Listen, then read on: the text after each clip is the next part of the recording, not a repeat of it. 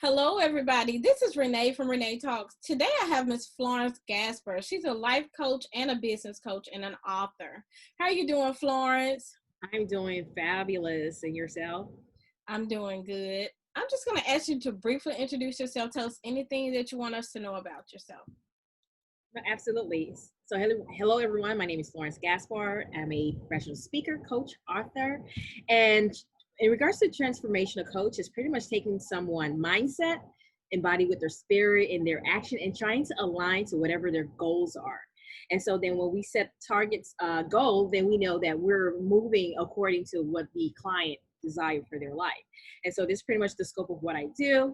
And behind many other things is in regards to empowering others to kind of take the ring of their life, so then we don't really live life in this disparaging or discouraging way like some people are living. So it's pretty much just turning the script around and allowing people to empower themselves so they can take action towards fulfilling their dreams, their goals, and rising to a higher calling.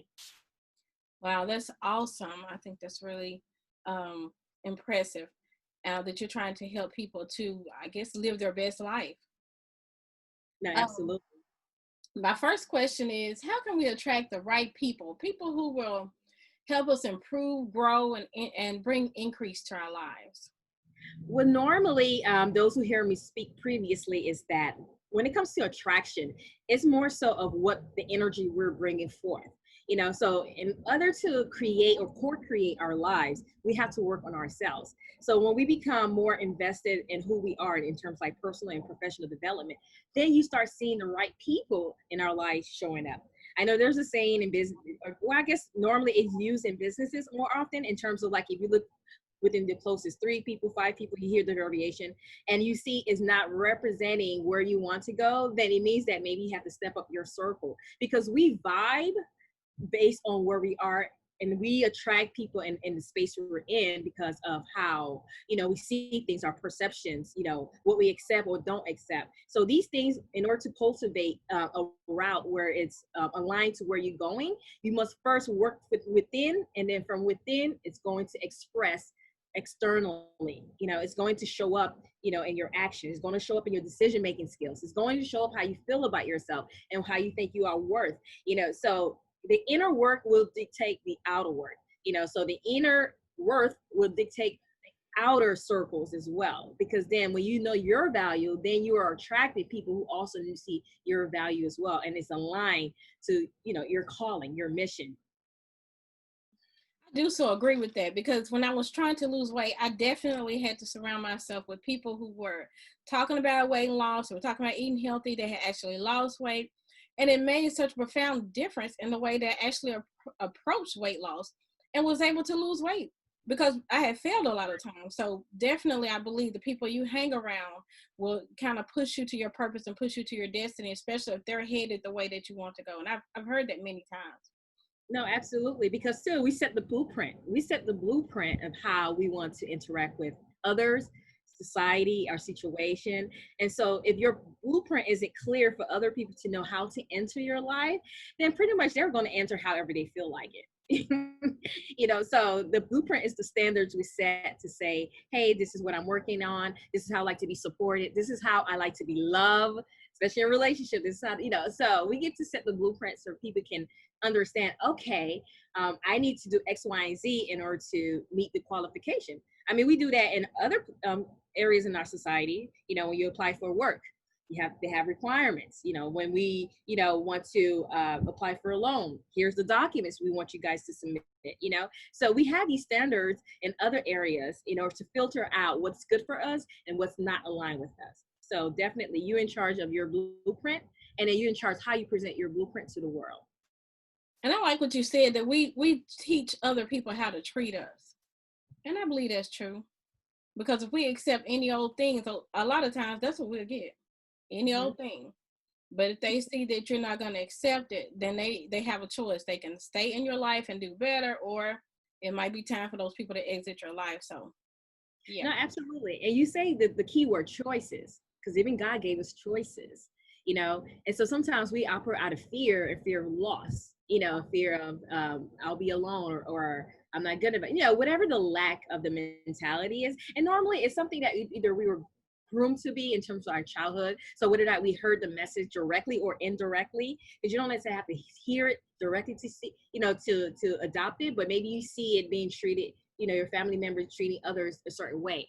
Maybe you witness someone, not setting boundaries, and you really don't know how to do so because you weren't taught that, but as we become more aware in our adulthood of what these things we grew up with, these habits, there's mindset, those limitations, then it's our job to kind of redefine, reprogram ourselves so then we can find what's aligned with us. And sometimes, we shift gears because we evolve as human beings, so what, you're liking a year ago or 10 years ago may not be what's good for you now.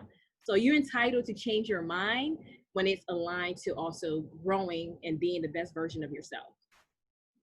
And I also like what you said about setting boundaries, because it's very important to set boundaries. If not, I think that's maybe why we can have some people seems like just kind of running over us if we don't set boundaries, and then again teach them how to treat us. No, Those absolutely. things.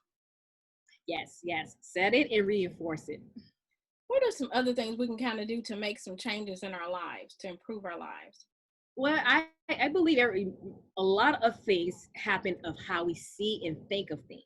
Our minds and our perception. Because there's a saying, our perception is our reality.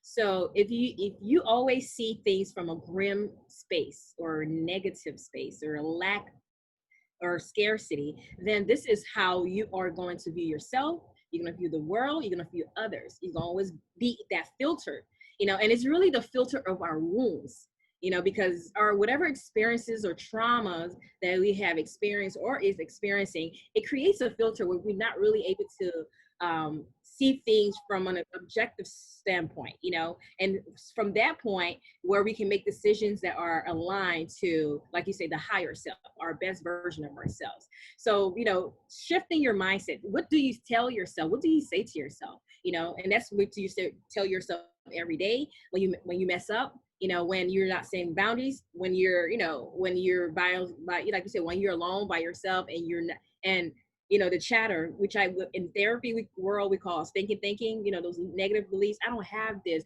or I'm not this, or who would buy this from me, who would want this, so these little, I would say sometimes whispers, because sometimes you tend to miss it because, like you say, it's not very overt in your face. So these whispers is knowing how to identify those things in our minds, of things that we believe, our belief system, that would determine how far we go, that would determine whether or not to make that call, because maybe you feel that that person, hold too much clout, and you're afraid of standing in your truth. So you're afraid, you avoid to address things, or because maybe when the last time you avoid things, something went wrong, or maybe you saw somebody else address something and you saw that they suffer some loss, but at the end of the day, when everything is working, everything good and bad is working for the greater good of your life, then you start walking in life just freely liberated, and knowing of being that you are inherently blessed, inherently abundant, because it's a knowing, it's a being, so because sometimes we get stuck in the doing, just I was having a conversation or live last week on manifestation, and it touched base on how sometimes maybe the spiritual world, especially with manifestation, and we're touch base on religion, like how someone will show up to church for 20 years and still not feel connected to God, right? Because they were in the practice of the thing of doing, but they never realized the being of it, becoming, knowing that it's in tune with you, knowing that it's aligned with the spirit you were called. So it's very important to distinguish the two, and just because you do something don't necessarily will lead to who you're called to be. So when you're in tune with that inner self, that higher self, then that whatever is happening in your midst is happening for your greater good. There's no, they say rejection is God protection. Absolutely, I believe that. The redirection is really ways to prevent you from taking a deep dive from the direction that you are called to go. So life speaks to us, is paying attention, is knowing like, hey, my gut feelings is saying, or my intuition or my discernment is saying X, Y, and Z. Let me pay attention. Let me closely examine what I'm feeling or what I'm hearing, and building on that. And the more you trust yourself, the more you trust God, and the more clarity you get into your life. So that is pretty much in regards to how one can be in tune to know how the things they can start doing and start believing in it. Start saying yourself. And for example, with my coaching clients, I have them write a few affirmations that they will have to say to themselves 45 days straight, every day, stand in front of the mirror and claim it. So whether or not, you struggle with self-esteem, I'm worthy, I'm deserving, I'm abundant, whatever your affirmation, say to yourself every day, because this is how you reprogram your mind, your belief system, and stop accepting mediocre. Start asking what you think you deserve, knowing that you are deserving of that, because again, there's the autoplay am I worthy to receive that? Or I don't want to feel like I'm stepping over someone's shoe.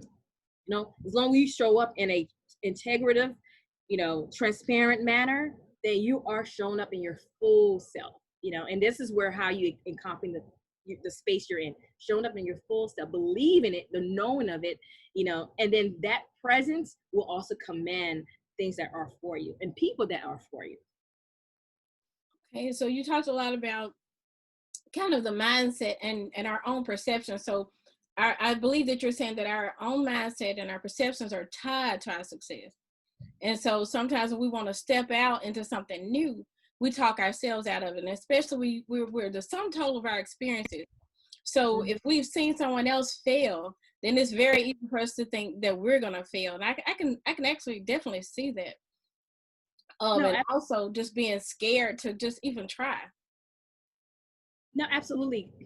Because I know the fear of the unknown has always been a thing for humans, not, and it's based on control.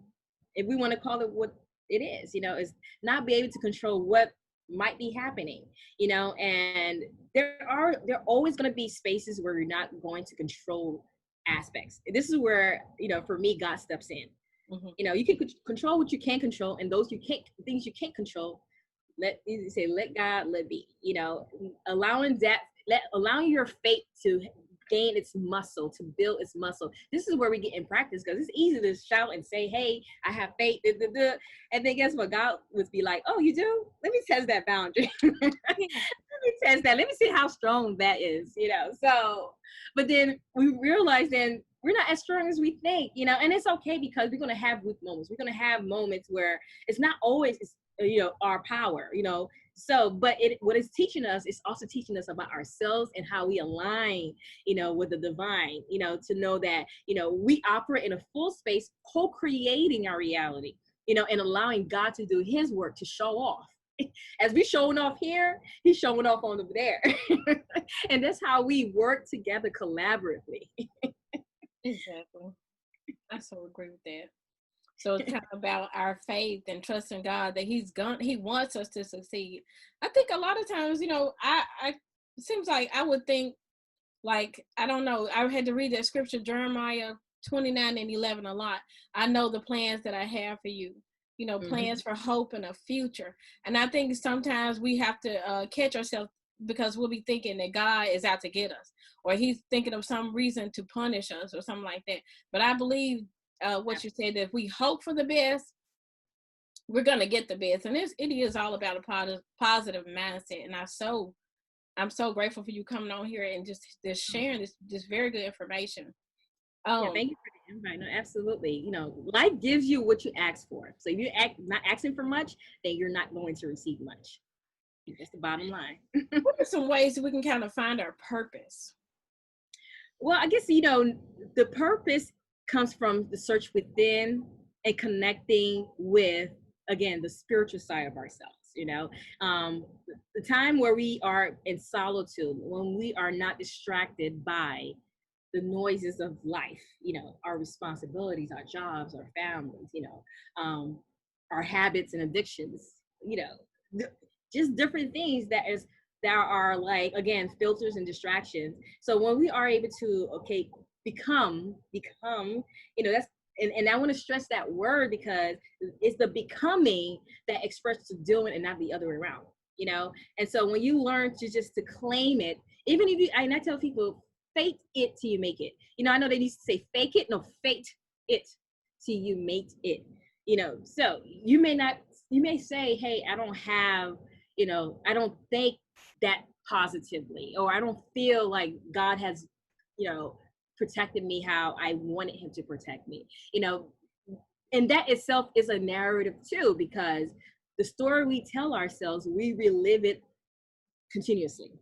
So in order to shift the way life is happening and finding our purpose is to, I mean, first, you know, you ask empowering questions, you get empowering answers. You know, I don't know, like, you know, for English majors or people who writes or, you know, read when it comes to words, they always, you know, when you pose a question, they always say close questions, close-ended question, open-ended question.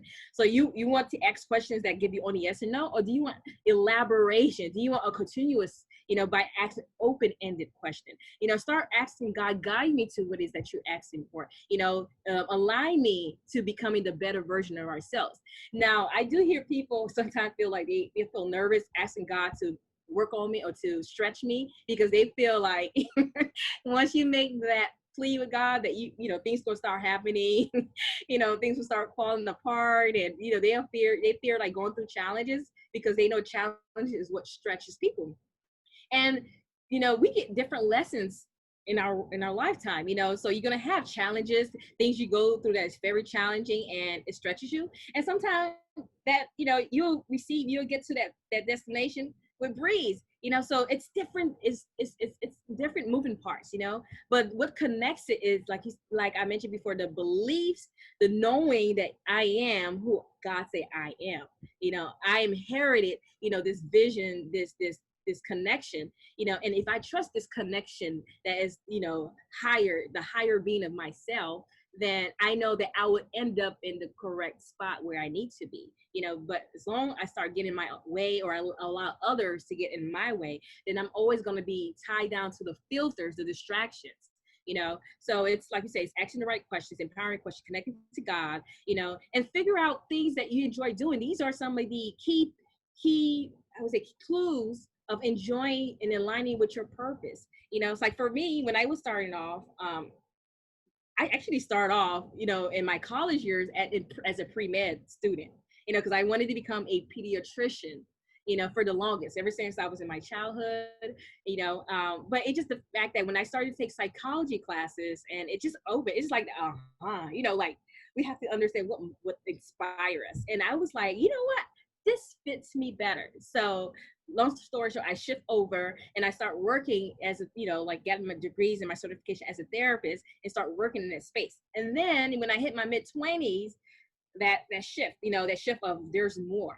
And many of us hear that. And that is also the onset of finding there's a bigger purpose, because when I started not feeling fulfilled anymore, was God's cue for me to shift over, to create a shift.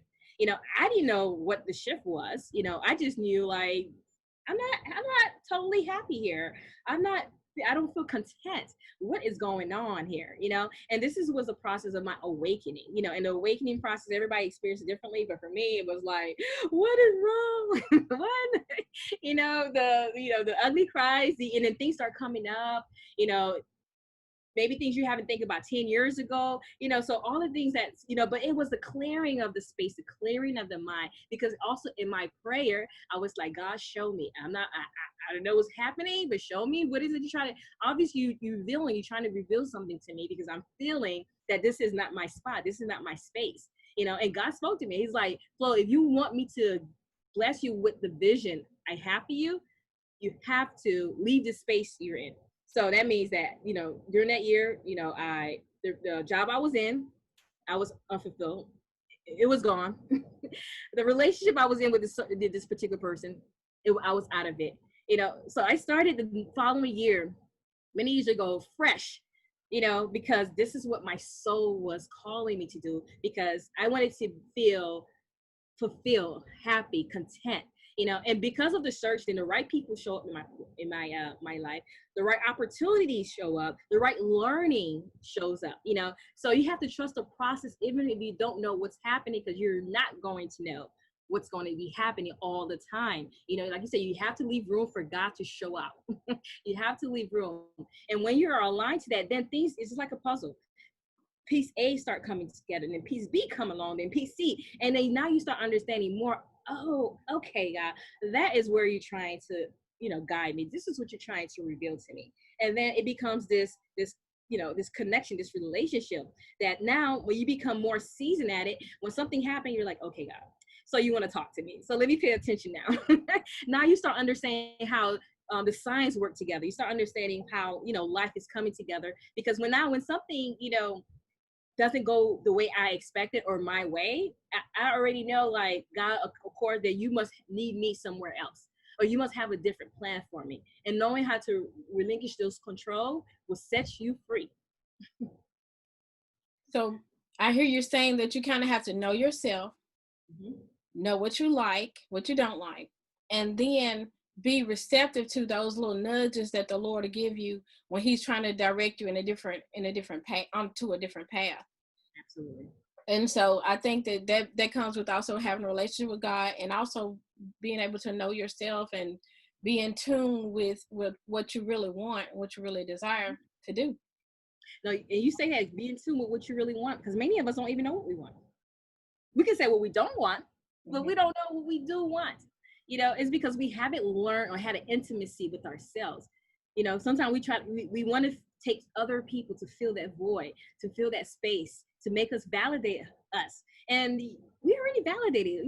The minute, this breath came to this word, that was a stamp of approval to say validation is already in place. But like I said, along the way, we forgot. We were groomed to forget, to be in this, matrix we call life. And so when you start feeling the yearning to get closer, for me, it was the yearning to get closer to God, so I was just finding myself in this space like, what is going on? It's like being thirsty, and you needed to quench this thirst, but because I responded to that, but I had to shake, the boats on many things. I had to shake the table and startle and start disappointing some people. And that's one of the things that hold a lot of people back. We are afraid to disappoint people because, of course, we want, to feel accepted, to feel liked, to feel like, hey, I don't want to feel like I'm hurting you. But yet, by not, being standing in my truth, I am hurting myself. And the more you deny yourself, the more you deny God's calling for you. And then also you'll also bring that energy out. You're releasing this energy to say, continue to deny me because I'm doing it for myself. That's the blueprint, consciously or subconsciously, that you're setting, that you're not recognizing that you are doing it. So when we learn how to stay in our truth, guess what happens? People will start standing in their truth with us too, because we're not really responsible how others feel, but we're responsible how we deliver or show up to people. And you'd be surprised, even those who want to lie to you, they catch themselves telling the truth. They don't even know that they're telling you the truth in the midst of lying, because because you cultivate that skill to understand, to see another. They say the third eye. You start seeing things in a different lens, in a different way that you never seen before. And that's all start with saying yes to yourself, standing in your truth, and like you say, knowing what you want. And but by knowing what you want, you got to get close to yourself. You got to know, just like with anyone, if you wanted to build a relationship with someone, how would you do it? You want to spend time with them. You want to do quality time things together. You want to ask them questions to learn about their background, what they like, they dislike. You want to know their experiences, their trauma. It's the same. So the same way we would interact with someone else. Well, do you ask yourself that? Do you ask, what do I love doing? What inspires me? What about my trauma? Let me ask myself, how did I deal with this? Do I need help? Do I need help overcoming this thing that happened to me? Or do I need help releasing this habit or this energy? So we're good to try to help other people, but for some reason, there's a disconnect of doing the same thing for ourselves. And when you learn to meet your own needs, then you won't necessarily settled, or have this fear of not being good enough to be in spaces that you should take up room for. You here because you're here, you already taking up room. So why not expand the horizon for yourself? So instead of expecting others to do it, start doing it for yourself. And then what you're doing is you're also writing the blueprint again. Remember, you're adding to your blueprint, and then other people will look at you like, oh, okay, she likes to do this, or this is how she likes to be talked to. This is how she likes to be treated, because they see how you treat you. You set that tone. So you're talking a lot about self-reflection, examining yourself, get to know yourself. Yeah. And then just getting people to understand what you need and feeling worthy enough to say what you need.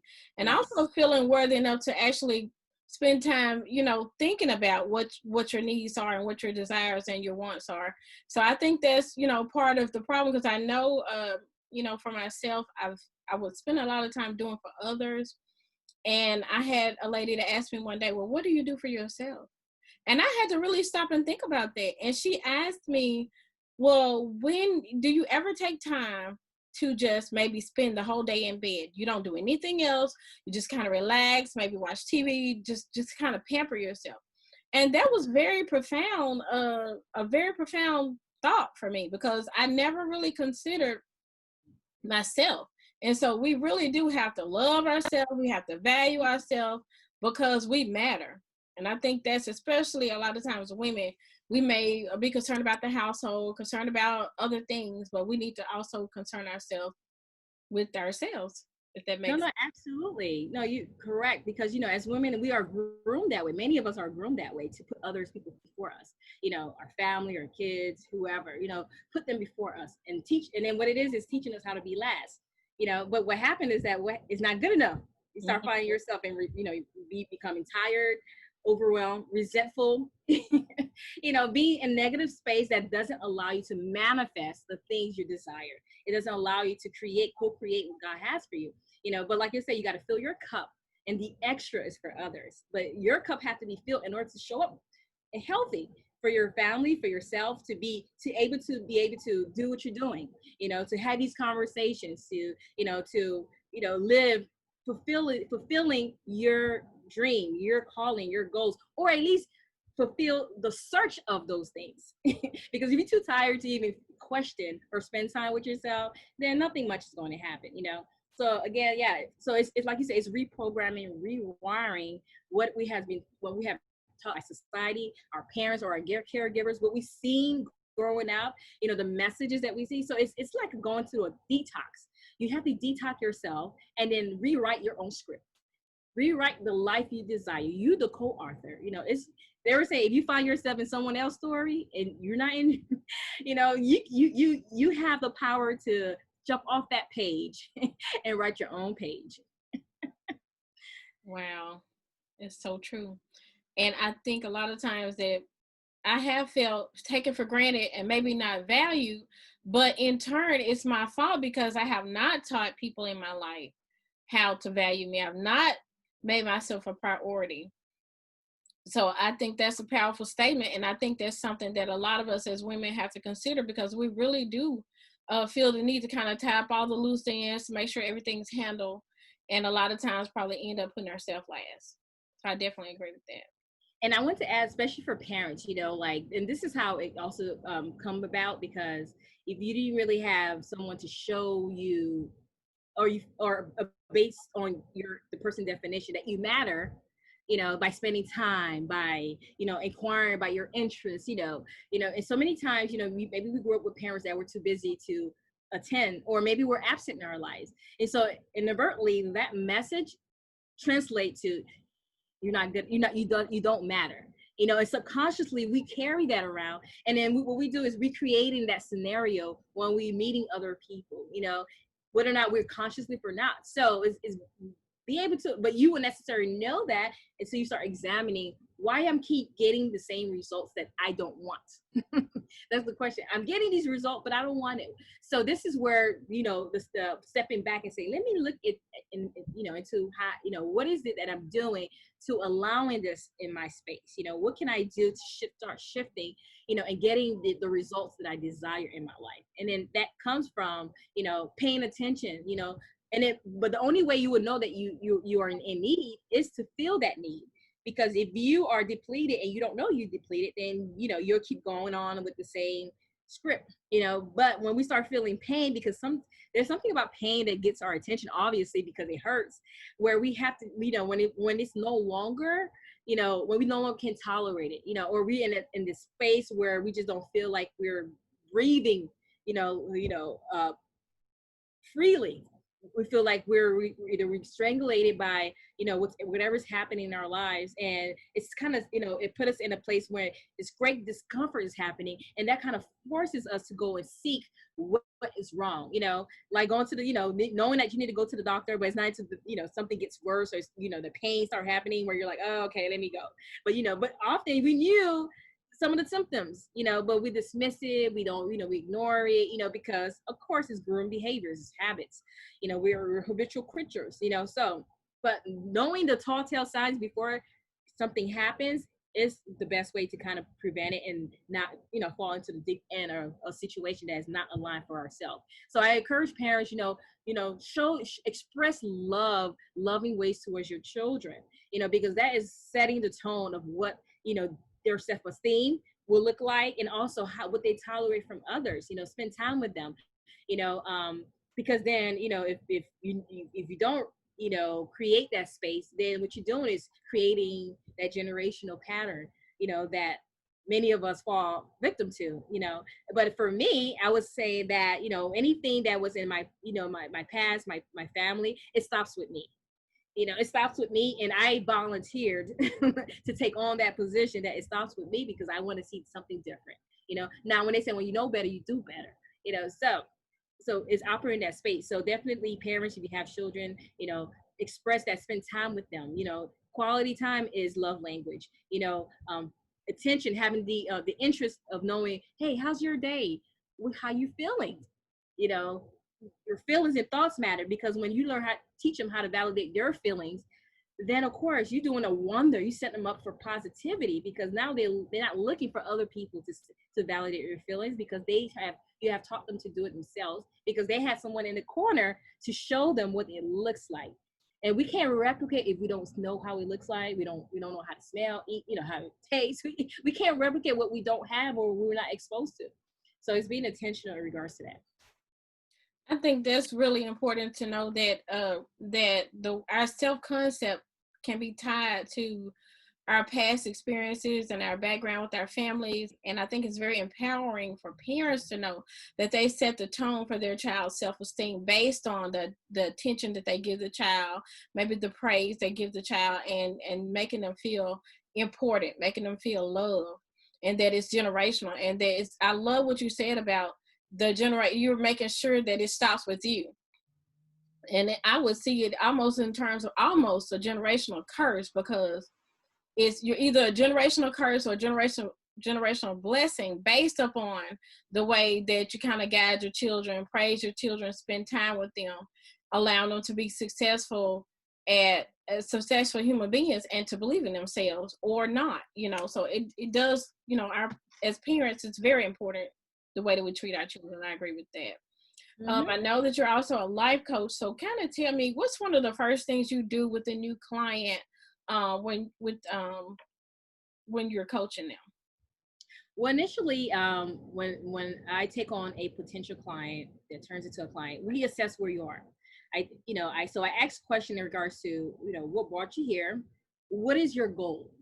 Because if I don't understand your goal, then I won't be able to help you effectively. So I wanted to know, what is it that you're seeking, what you're in search of. Then I examine, where are you now in respect to your goal? Do you feel you're close enough? Not at all close enough? And so I take you through a few assessments in regards to finding where are you in respect to what is your goal. And then we talk about more about your goal, like in terms of like, why is this your goal?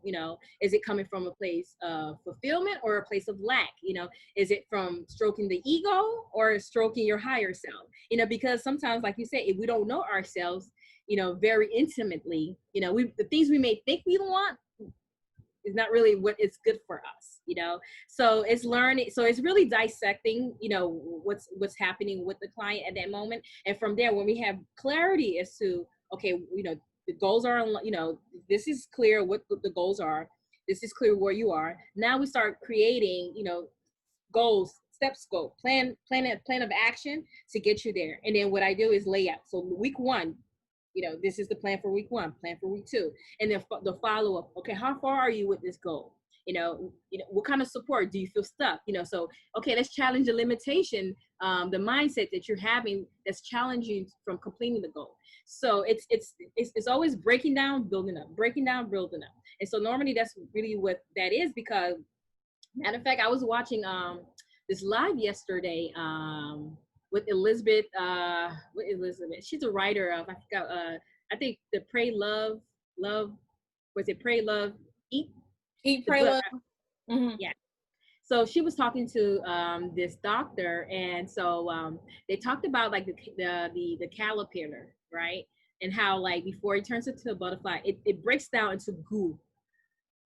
So a gooey, and so it disintegrated, right? And so then it evolved into this beautiful thing we know as caterpillars, right? So her thing was, I guess, some struggle she was having, where she said at the time her prayer was, God, grind me up.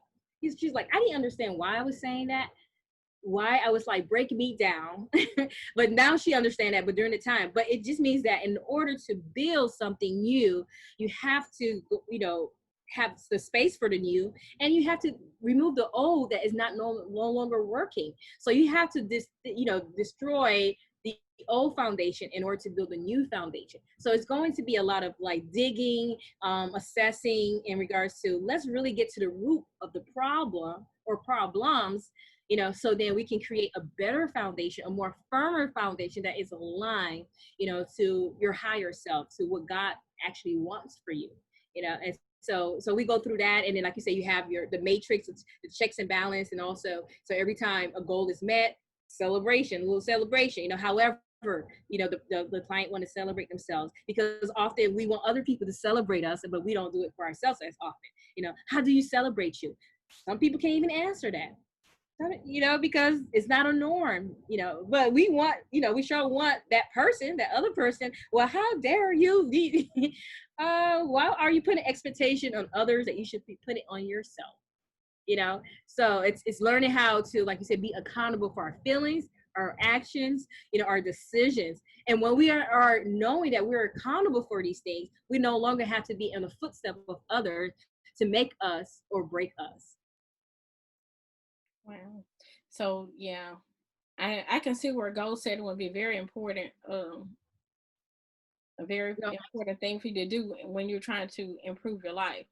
So actually making the person sit down and just kind of write those goals out and think them goals out. That's a major step. Yeah, and challenge those limited beliefs. Identify subconscious and conscious behaviors and thoughts, and where did it come from, and making the connection. So the more we understand how we become who we became, the better is like, okay, aha moment. And be also, showing self-compassion, with ourselves. I know I touched base that on the live, within the group we did on Facebook, because like you say, we tend to be our worst critics, beat ourselves up. And because, like you said, we learn this behavior, when you make a mistake, how did your caregivers handle that? Did they scorn you? Did they make you feel bad, or did they say, it's okay, let me help you do, correctly? And even sometimes, like you say, we human, we're gonna be angered, but it's knowing that even through the anger, I'm still here to help you. That I won't necessarily go to a level that is going to dishonor who you are or disrespect who you are. We can show anger in a healthier way. We can show our disapproval of someone's actions and thoughts in a way where it doesn't have to dismiss or disregard the person they are. So it's like you say, being in a space of love and acceptance, and saying there's a better way this could have been handled. But it's all being taught. These are things that we have to be exposed to, we have to groom within ourselves.